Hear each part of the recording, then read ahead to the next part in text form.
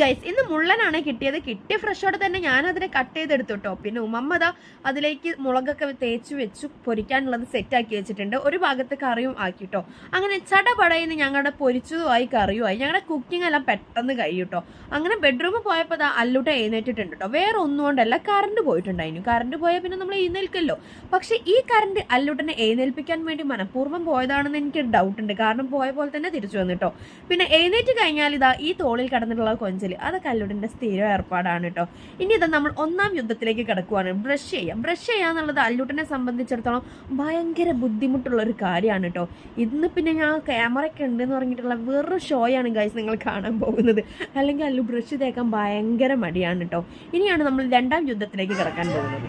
Allu food കഴിക്കാൻ പോകുന്നത്. ഇതാണ് ഗൈസ് രണ്ടാം മഹായുദ്ധം.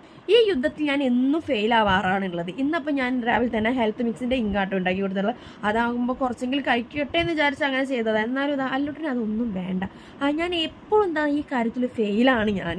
അങ്ങനെ അത് കഴിഞ്ഞ് ഞങ്ങൾ നേരെ മേലൊക്കെ കഴുകുവാന്ന് കേട്ടോ. ഞങ്ങൾ ഒന്നിടവിട്ടിട്ടാണ് തല നനയ്ക്കാറുള്ളൂ, അല്ലെങ്കിൽ ഞങ്ങൾ മേലെ കഴുകാറുള്ളൂ കേട്ടോ.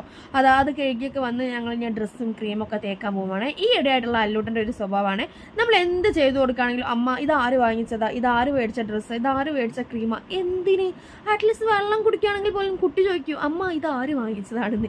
എന്താണെന്നറിയില്ല, ഇപ്പോൾ ഈ ഒരു ഡയലോഗ് അല്ലൂട്ടിന് മസ്റ്റായിട്ടുണ്ട് കേട്ടോ. അങ്ങനെ എന്തൊക്കെയോ പറഞ്ഞ് ഞാൻ ഓരോന്ന് അവളുടെ അനുസരിച്ച് പറഞ്ഞു കൊടുത്തോണ്ടിരിക്കുക. അങ്ങനെ കുറച്ചൊക്കെ ക്യാമറയിൽ അവൾ ഇങ്ങനെ നോക്കി നിൽക്കുന്നുണ്ട് കേട്ടോ. അപ്പം ഇന്നത്തെ വീഡിയോ ഇത്രേ ഉള്ളൂ. Okay, by.